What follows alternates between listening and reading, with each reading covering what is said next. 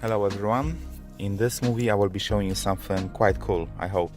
It's gonna be replacement of original iDrive screen with the new one, which is an Android one.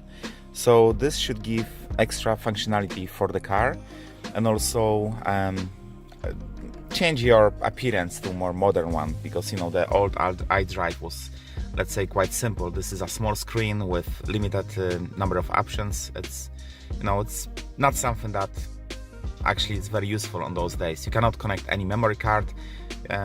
With the new one, you can connect memory card. You got 32 gigabytes of storage. There is a microphone, so you can easily link your phone with the iDrive. Then just use the microphone from here to speak to it. You can use the USB dongle to have option for 3G or 4G connection, so you can have internet access. So it's quite useful device. So I will be showing you in this movie how to replace the original screen with the new one. In addition, I will be connecting also the reverse camera to add extra functionality. It's even more. As far as I know, you can also add the front camera, but I don't have one, so it's just gonna be the reversing camera. So in order to access the old screen, we have to remove the two screws which are on the top, and this will be size T10, so it's gonna be this. The next step will be to remove the old panels and get to the back of the radio. So we will add the connectors on the back of the radio. As far as supplier was saying on the advert, it's supposed to be just easy plug and play, which means that we don't have to destroy any existing connections. It's gonna be just simple way to connect this. So it should be easy job, very straightforward, and let's see how it's gonna work. So first of all, I think we're gonna remove the old radio. So there are two screws on the top. Now with those screws gone, it looks like it's kind of simple. I was expecting it's gonna be more complicated, but it's just coming off like this. So you have to bend it and then just lift it on the bottom and pull it out.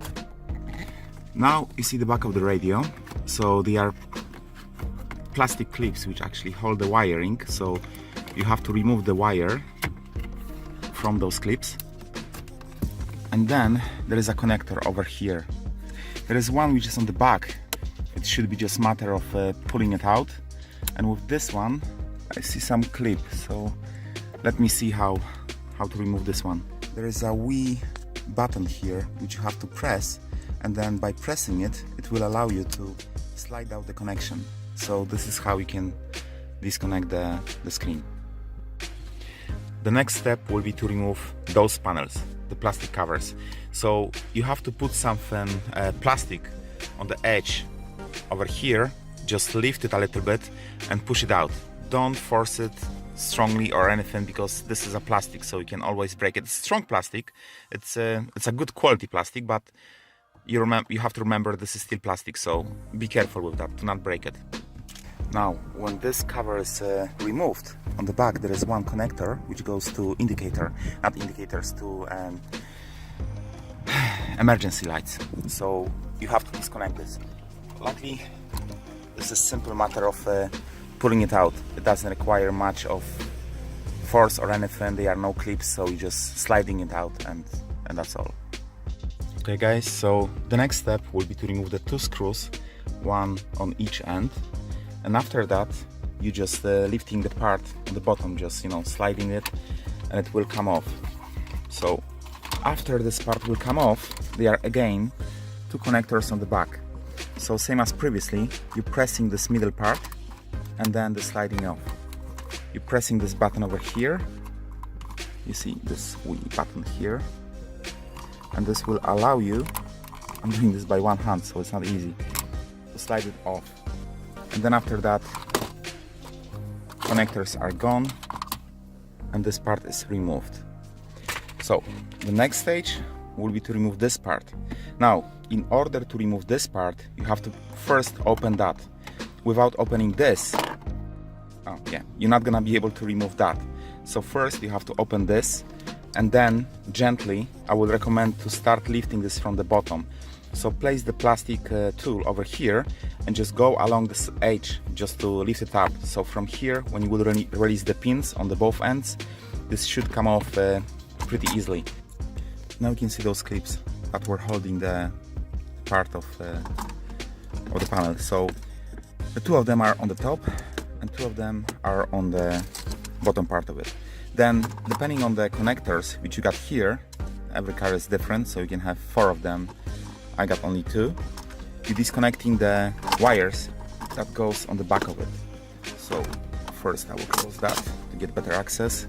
So those connectors, again, they are just simple connectors. It doesn't require pressing of anything, you're just simply pulling them out. So this part is gone. So to remove the radio unit, there are 2 screws, one on this end, the second one on this end. I did manage to remove one already, so after removing those screws, we should be able to remove the radio and then get access to put the new wire harness on the back of the radio unit.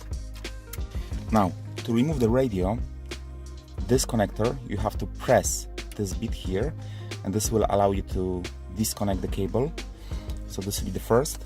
With this one, there is another button here. I don't know if you can see it, but this, you have to press this, and then it will allow you to lift this up, and then remove the connector.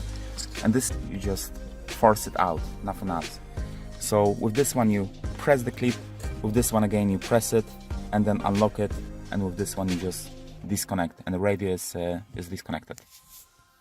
So, as you can see, the radio is gone. The wire harness is left here. So what we're gonna do, we're gonna connect the adapter, which we got with the new radio, and this part will go over here to original one, and this one will go back to the radio, which we the cable which we just disconnected. So this will be the connector over there. If you have connector for, because what I can see here, you see, this is the original one, and there is a connector which is a fiber optic. This one doesn't have it, so I think that we will need to remove this from original one and add this to this one, because this will not transfer any fiber optic connections. So, or you're gonna buy yourself, yeah, this one is even blinded. If you got any connectors here, you have to disconnect them and then connect them manually by yourself. So we're gonna disconnect this one. To remove those connectors, there is a weak clip on the end. If you can see here, you see this plastic thing? You have to push it, and this will allow you to remove it. You see this thing? You have to push this by screwdriver, flat screwdriver, and this will allow you to remove the connector. And then you can connect this to the new harness. Now guys, the bigger fun will be with all the connectors. So as far as I've managed to establish, this connector will go over here.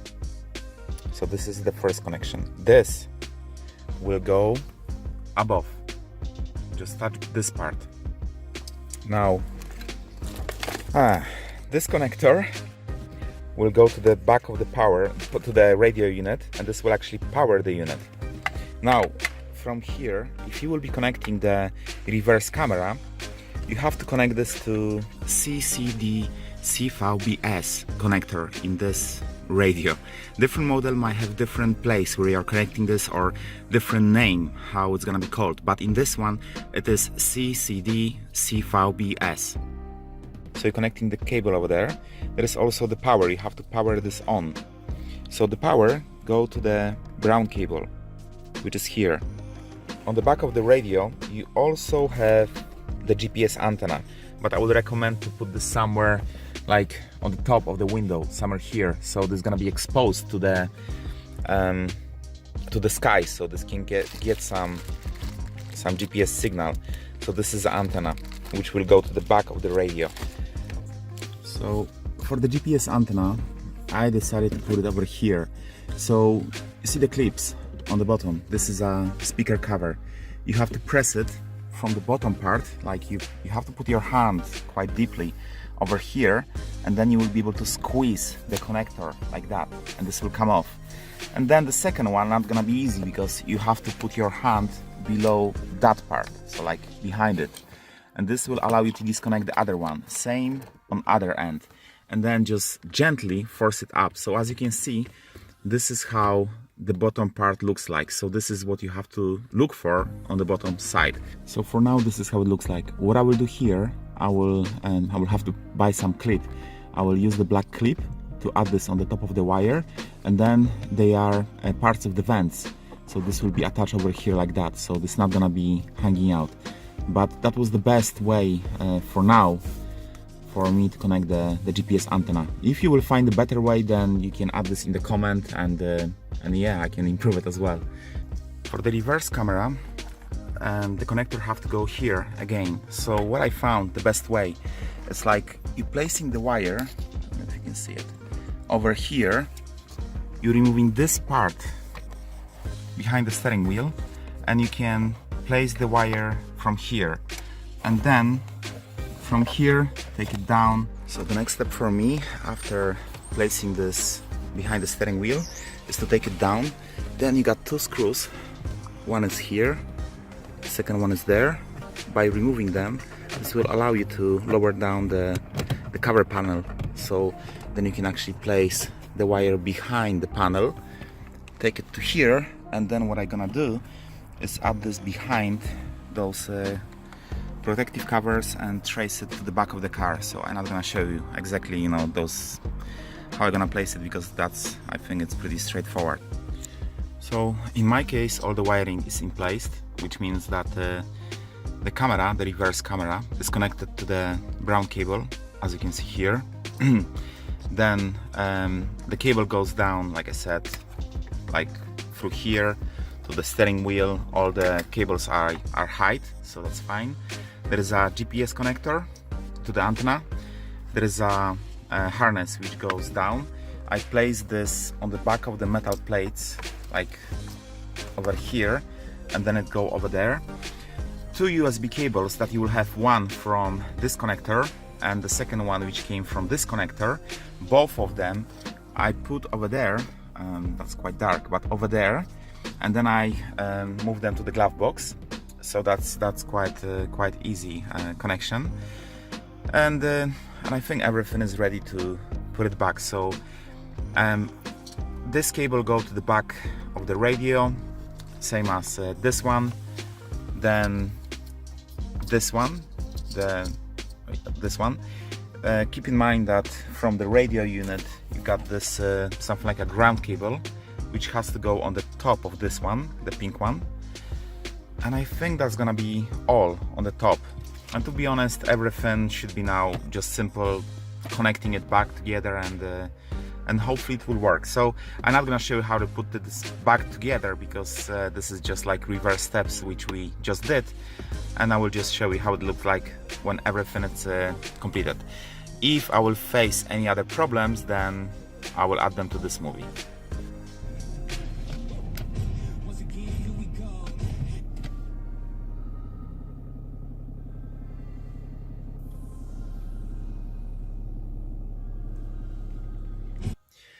So guys, this is 2 days since I installed this radio unit, and I must say it's pretty impressive. I didn't plan to make a small review of it, but I want to share my experience, so I will say a few words about it. So as you can see, you got all the functionality of the iDrive, so everything that you had previously, you still have it. You know, you didn't lose anything. You can still use your steering wheel buttons to control it, so that's brilliant. One thing which you need to keep in mind is that entertainment, you need to have auxiliary coded to your car, because without that you're not gonna be able to listen to the music. So any sound from the radio will be just not transmitted to your car. So you have to have auxiliary port coded. You don't need to have anything connected to it, because radio have connection for it, but you need to have this coded. By touching the screen, you go into the touch screen mode, which is pretty easy to use and also intuitive. And the navigation is pretty amazing. I mean, it's very accurate. I'm not very sure if this is because of the big antenna which I got attached to my window and also exposed to the sky, but it's pretty accurate. So I really appreciate that. Also, the messages about anything that you have to do, like turn left, turn right, they are told in advance. So you got plenty of time to prepare yourself, and when the car is giving you those messages, the volume is dropping down if you listen to the music. So I do appreciate this as well. What I also notice is like there is wheel safety feature. So if you got any hard turns left or right or anything like a hazard on the road, then the volume of the music will drop down a little bit and come back again, which means it's giving you some kind of let's say warning that you need to pay attention to the road. So I do appreciate this as well. You can link your phone to the device, and then you got mirroring. You can do this via USB cable. There is phone link, DVR. That's a camera, but I don't have camera. I need to connect the camera. But if you go to the phone link, then you can actually connect your phone by Wi-Fi, Android Wi-Fi, Apple Wi-Fi, or USB. So at the moment I'm using USB, and that's brilliant. I mean, everything from the phone, it's transmitted to the car. Only minus is that the screen size is not the full screen, so that was the only minus. The screen itself is brilliant. It's very accurate. I mean, everything can be clearly read.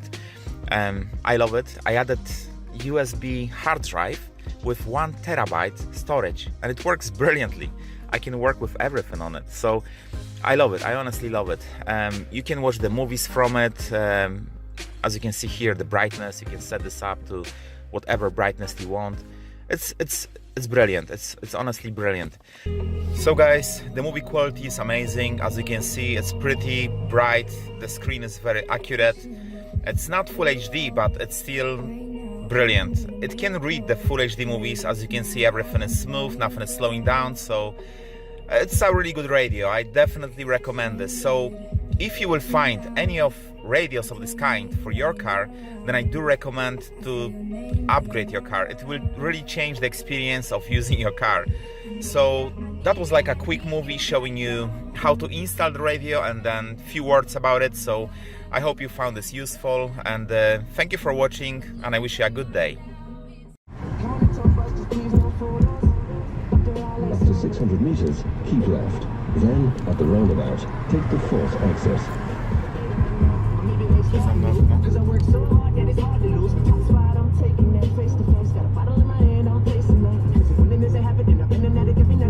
After 300 meters, keep left. Then, at the roundabout, take the 4th exit.